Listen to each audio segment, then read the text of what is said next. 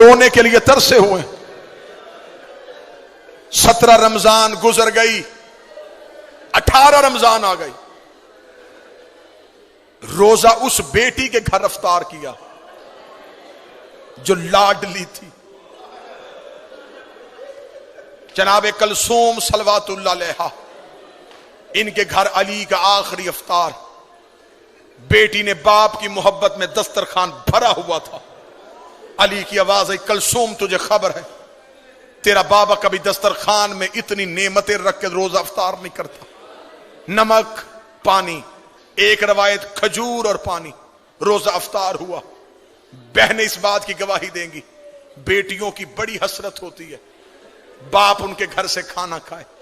Be be row کہتی بابا بڑی محنت سے سب کچھ بنایا تھا, بابا تو نے بیٹی کے گھر سے کچھ بھی نہیں کھایا.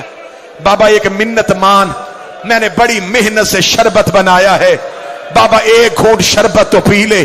علی نے رو کے کلثوم کے سر پہ ہاتھ رکھا, رکھے گا وہ سنبھال کے رکھ لے, میرا کوئی مہمان آ رہا ہے. بیٹی کو کیا خبر تھی کہ یہی شربت بابے کے قاتل کو پلانا پڑ.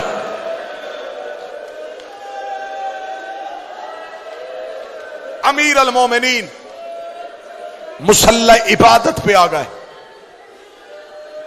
آدھی رات تک علی مناجات الہیہ میں مصروف رہے. اس دن علی کی مصلی پہ اللہ سے گفتگو کرنے کی طریقہ اور گفتگو کا انداز بدلا ہوا تھا. علی کی اولاد ایک حجرے میں اکٹھی ہو گئی.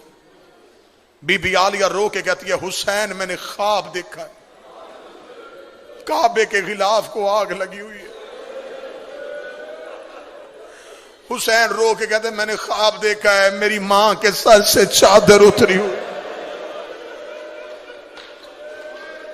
اللہ کوفے میں خیر کرے. باہر والے دروازے پہ دستک ہو گئے. جناب عباس دروازے کی جانب چلے. علی کی آواز آئی عباس رک. یہ روایت اگر برداشت کر لو گے تو اسی پہ بڑا ماتم. عباس رک. عباس وہیں پہ رک گئے. امیر المومنین جھکے ہوئے چہرے کے ساتھ دروازے کی طرف گئے. آدھی رات, بالکل ضربت والی صبح ہونے والی ہے. یہ روایت ہے 1819 کی درمیانی رات. تھوڑی دیر بعد علی مسجد میں جانے والے. آدھی رات علی نے گھر کا دروازہ کھولا. 4 گھوڑے سوار امیر المومنین کے دروازے پہ کھڑے تھے. چاروں کے چہرے پہ نقاب تھے.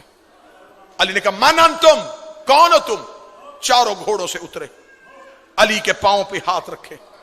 پہلے کی آواز آئی مولا میں حذیفہ یمانی ہوں. دوسرے کی آواز آئی یا امیر المومنین میں ابراہیم ابن مالک اشتر ہوں.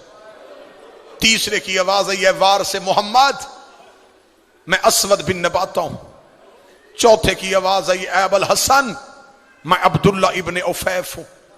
علی کی آواز آئی چاروں میرے نوکر آدھی رات کو میرے دروازے پہ کیوں آئے ہو؟ مومن کے دل میں قبر حسین ہوتی ہے. ذاکر کا کام ہوتا ہے صرف جملہ پڑھنا. حذیفہ یمانی رو کے کہتا یا علی جب سے یہ 40 ہجری کا رمضان آیا ہے ہمیں تیری تقریروں سے ڈر لگ رہا. یا علی آپ سے ایک بندے نے پوچھا تھا کہ آپ نے داڑھی خضاب کیوں نہیں کی؟ آپ نے کہا تھا ان قریب یہ لہو سے خضاب ہونے والی. یا علی آپ نے ایک دن ایک صحابی سے پوچھا تھا کہ آج رمضان کی کیا تاریخ ہے؟ اس نے کہا تھا 16. آپ نے کہا زیادہ گزر گئے تھوڑے رہ گئے. یا علی ہم نے کوفے میں ایک شخص کو زہر خریدتے ہوئے دیکھا ہے. یا علی کوفے کے حالات بہتر نہیں ہیں, تیری تقریروں کا انداز بدل گیا ہے. یا علی ہمیں بڑا ڈر لگ رہا ہے.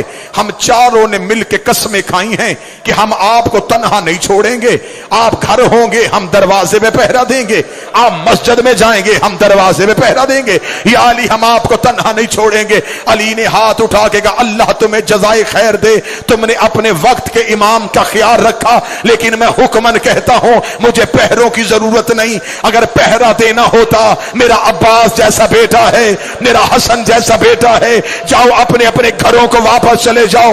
حذیفہ یمانی کہتا ہے علی کے حکم کے بعد ہم پہ کھڑا ہونا حرام ہو گیا تھا۔ حذیفہ کہتا ہم چاروں گھوڑے لے کے علی کی گلی سے روتے ہوئے نکلے۔ حذیفہ یمانی کہتا ہے جب میں علی کی گلی کا موڑ مڑنے لگا، میں نے آخری بار مڑ کے علی کی طرف دیکھا، علی ہاتھ ہلا کے کہہ رہے تھے حذیفہ اللہ کے حوالے، حذیفہ اللہ کے حوالے، حذیفہ اللہ کے حوالے۔ حذیفہ کہتا میں روتا روتا گھر آ گیا، میں نے اپنے سر سے امامہ اتارا، دیوار پہ مارا، تلوار نکالی، ریت پہ پھینکی، میں ایڑیاں رگڑ کے رونا شروع ہوا۔ میری بیوی قریب آ کے کہتی ہے علی کا سپاہی ہو کے بچوں کی طرح کیوں رو رہا ہے؟ رو کے علی کے دروازے میں پہرا دینے گئے تھے، علی نے خالی واپس بھیج دیا۔ کوفے کے حالات بہتر نہیں ہے، بیٹیاں بابے کی شاہی دیکھنے کے لیے آئی ہے۔ حذیفہ کہتا میری زوجہ کہتی ہے علی کو تیرے پہرے کی کیا ضرورت ہے، وہ فاتح خیبر ہے، اس کی تلوار سے زمانہ ڈرتا ہے۔ حذیفہ کہتا میں روتا روتا سو گیا، تھوڑی دیر کے بعد میری بیوی نے میرا کاندھا ہلایا، ہلا کے دی حذیفہ جاگ، سونی یہ آواز کس کی ہے؟ حذیفہ کہتا میں تڑپ کے اٹھا، آواز آ رہی قد قتل امیر المومنین، زینب کا بابا مارا گیا، غازی کا بابا مارا گیا، علی کو ضرب لگ گئی، علی کوفے میں قتل۔ حوصلہ حوصلہ حوصلہ۔ قد قتل امیر المومنین، علی کو سجدے میں ضرب لگ گئی۔ حذیفہ کہتا میں دوڑا، جو شہادت علی سننے آئے۔ اب مجھ پہ سوال کرو کہ علی کے بیٹے کہاں تھے؟ کوفے کی جامعہ مسجد میں علی امامت کرواتے تھے، کوفے کی چھوٹی مسجدوں میں علی کے بیٹے نماز پڑھاتے تھے۔ کہیں سے حسن بھاگا ہوا، کہیں سے حسین دوڑا، غازی جہاں سے دوڑ رہا ہے وہاں سے دیواریں ہل رہی۔ مسجد میں سارے بیٹے پہنچے تو حالت کیا ہے؟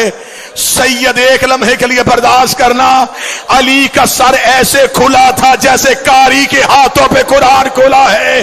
حسن کی آواز آئی بابا آنکھیں کھول۔ مشکل روایت پڑھنے لگا۔ علی کے بیٹے، حوصلے کے ساتھ سننا، امیر المومنین کے بیٹے مسجد میں آ چکے تھے۔ ملعون ابن ملجم گرفتار ہو گیا۔ اس ملعون کو مسجد کے ستون کے ساتھ علی کے نوکروں رسیوں سے باندھ دیا۔ کبھی علی کا کوئی بیٹا اس کی طرف دوڑتا، حسین آگے آ جاتے، کبھی حسن آگے آتے، غازی خون آیا ہوا ہے آنکھوں میں، عباس بار بار کبھی قبضہ تلوار پہ ہاتھ، کبھی اس ملعون کا چہرہ۔ عباس اپنے ہونٹوں سے کہہ رہے ہو تو نے میری آقا زادی کے سر کے بال کھلائے، اور تو نے پردیس میں رلا دی علی کی بیٹیاں۔ بار بار حسین عباس کے سینے پہ ہاتھ رکھ کے کہہ رہا تھا عباس چپ، عباس صبر۔ جب علی نے دیکھا کہ عباس روک نہیں رہا، علی کی آواز آئی عباس جلدی جا، کلثوم سے کہہ میرا شربت دے۔ عباس گھر کی جانب دوڑا، جن ماتمیوں نے گلیوں میں رونا ہے، ادھر عباس ہاتھوں میں شربت لے کے آیا۔ علی کی آواز آئی عباس اپنے ہاتھوں سے میرے قاتل کو شربت پلا۔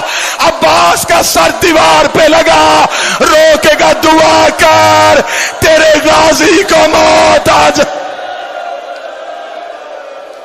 حوصلہ حوصلہ حوصلہ۔ بابا میں تیرے قاتل کو شربت پلاؤں؟ آواز آئی عباس تجھے تیار کر رہا ہوں، آج میرے قاتل کو شربت پلا، کل حسین کے کہنے پہ زینب کا خیمہ ہٹانا۔ عباس تو نے بڑے صبر کرنے ہیں، عباس تو نے بڑے حوصلے دکھانے۔ نماز جس پہ ضرب لگی یہ نافلہ نماز کا آخری سجدہ تھا، واجب نماز جناب حسن کی امامت میں ادا ہوئی۔ نماز حسین کی بھی کربلا میں بڑی مشکل تھی، نماز کوفے میں حسن کی بھی بڑی مشکل تھی، بابے کا لہو مسلح پہ تھا اور حسن نے کہا اللہ اکبر. ادھر زخمی علی کو اٹھایا گیا، ادھر علی کی بیٹیاں دروازے پہ آ کے کھڑی ہو گئی. علی کی آواز آئی، حسن میرے صحابہ کو واپس بھیج دے. میں علی گوارا نہیں کرتا میری زینب کی آواز کسی صحابی کے کان میں چلی. امیر المومنین کو گھر میں لایا گیا. 19 رمضان کا دن گزر گیا، 20 کی رات گزر گئی، 20 کا دن گزر گیا، 21 کی رات آئی. پوری ذمہ داری کے ساتھ پڑھنے لگا. 2 راتیں علی کی بڑی بیٹی عالیہ حجرے کا پردہ ہٹا کے چھپ چھپ کے بابے کو دیکھتی رہے. بالکل آخری جملے پڑھنے لگا ہوں، اس کے آگے نہیں پڑھوں گا. 21 رمضان کی رات بی بی نے حسن کو اپنے حجرے میں بلایا. مصلے پہ اٹھ کے کھڑی ہوئی، رو کے کہتی حسن 2 دن ہو گئے میرے بابے کو زخمی ہوئے. میں یہ جملہ اپنی ماؤں بہنوں کے لیے پڑھنے لگا. رو کہتی حسن بتا میرا بابا بچ جائے گا. حسن رو کہتے زینب بابے کی آخری رات ہے. رو کے کہتی پھر مجھ پہ ایک احسان کر، میں ماں کے بغیر کبھی بابے سے ملی نہیں تھی، ایک بار مجھے اپنے ساتھ لے جا کے بابا ملوا دے. حسن کی کمر کے پیچھے چلی علی کی بیٹی. علی کا حجرہ بیٹوں سے بھرا ہوا تھا. حسن کی آواز آئی بابا تجھے زینب ملنے کے لیے آئی ہے. علی بسم اللہ کہہ کے اٹھ کے بیٹھے. علی کی آواز آئی میرا ہر بیٹا میرے حجرے سے چلا جائے، آج میری بیٹی مجھے ملنے کے لیے آئی ہے. علی کی بیٹے حجرے سے نکلنے شروع ہوئے، زینب کا بدن کانپنا شروع ہوا. ادھر سے حسین زینب کے قریب سے گزرے. بی بی نے اب حسین کی ابا میں ہاتھ ڈالا، رو کے کہتی تو رک جا، تو میرے حصے کا بھائی ہے، تیرے بغیر تو میں کربلا بھی نہیں جا سکتی. علی کی آواز آئی حسین تو بھی چلا جا. اب اکیلی بیٹی رہ گئی اور ایک زخمی باپ رہ گیا. بی بی رو کری بابا میں زندگی میں تجھ سے کبھی بولی نہیں تھی، بابا تیری آخری رات ہے. علی کی آواز آئی زینب میرے سرہانے بیٹھ کے مجھے قرآن سنا. علی کی بیٹی نے قرآن پڑھنا شروع کیا. علی نے رونا شروع کیا. رو کری بابا تو کیوں رو رہا ہے؟ رو کر بس تیرا لہجہ سننا تھا، اب مجھے پتا چل گیا تو شام کے بازاروں میں خطبے پڑھ لے گی. ادھر علی کی آنکھیں بند ہونی شروع ہوئی. زینب رو کری بابا جلدی نہ کر، میں نے تیرے کہنے پہ قرآن سنایا، ایک بار آنکھیں کھول، مجھے بتا رسیاں کیسے پہنتے ہیں، مجھے بتا بازاروں میں کیسے چلتے ہیں، مجھے بتا شرابی سے کیسے بولتے ہیں، مجھے بتا پتھر کیسے کھاتے ہیں. آواز آئی قالوا انا للہ و انا الیہ